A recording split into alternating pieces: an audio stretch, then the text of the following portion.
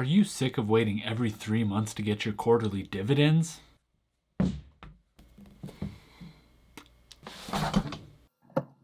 my money and I need it now!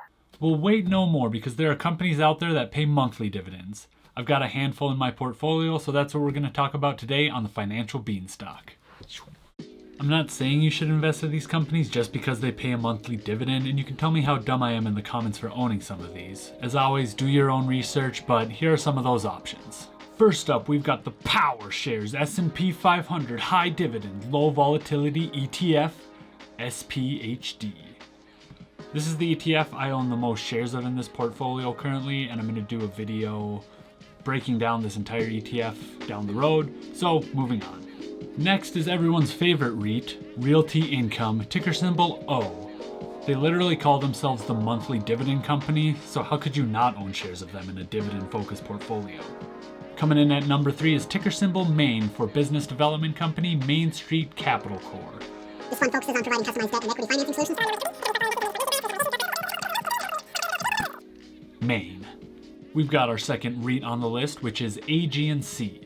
This one has a little bit of controversy behind it, but I only have one share of it currently, so not a huge investment on my part.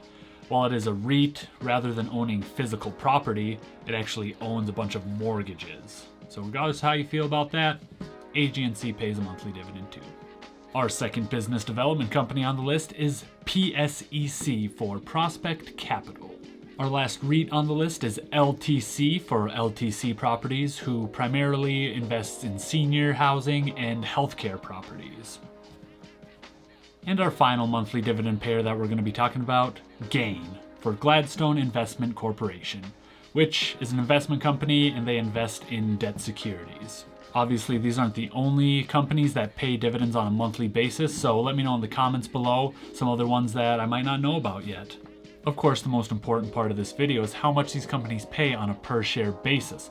Obviously, the dividend yield changes as the stock price fluctuates, but it's based on how much they're paying per share. So, SPHD pays around 15 cents a share, O is 23 cents, Main is 20 cents, AGNC is 12 cents, PSEC is 6 cents, LTC is 19 cents, and GAIN is 7 cents. So I do own shares in all of these companies, and it currently pays me $2.90 every single month, and it's broken down like this.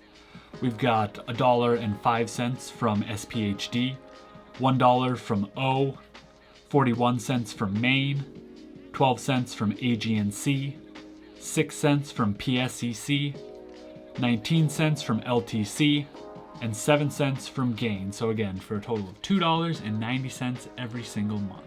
Now I know it's not a ton, but it is at least $2.90 that is going right back into my portfolio every single month.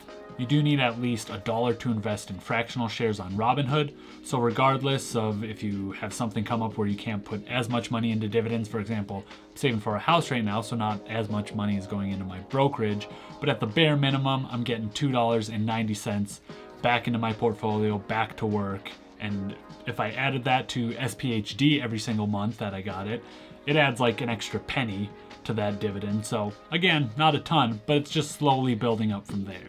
Unfortunately, it's not all sunshines and rainbows when it comes to these monthly dividend payers, because currently I'm down $27.97 on just the stock price, pretty much since you know what happened, dropped the stock price on a handful of these every single month. But one of the nice things about these monthly payers is I built up somewhat of a cushion in a sense. So I've made $12.79 total since I've owned all these shares. So really I'm only down $15.18, which really isn't that bad considering the circumstances. You can just kind of picture it going out for a couple of drinks with some friends. Really not that bad in the grand scheme of things.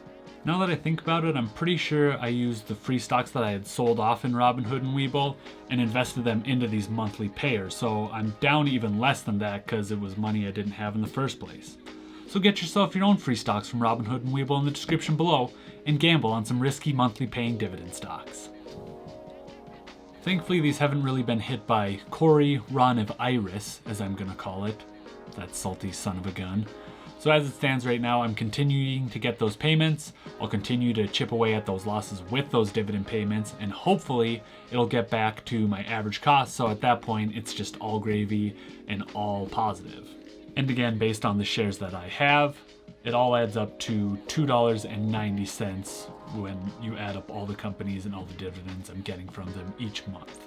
However, I am considering selling off some of my riskier plays, for example, AGNC and PSEC. I know they're a little bit controversial. A lot of people don't like them. I'm thinking about selling them off and either investing maybe into more SPHD or more O, or in a company that I don't even own any shares of right now. I'm still kind of deciding on that end. The other end of that also is there's enough dividend payers where you can stagger them in the right order, where it's a strong company, they might not pay monthly, but if you order your portfolio correctly, you'll still get those monthly payments. It's just from different companies in those different months within the quarter. But like I mentioned in my $100 in dividend income video, which I'll link in the corner here, I do like allocating part of my portfolio towards these riskier investments because I'm still young, so I can take those risks. Might as well just hold on to them for the long term, keep collecting those dividends, and just kind of see what happens with them. So regardless, they're going to be invested one way or another into something that's going to pay me a dividend.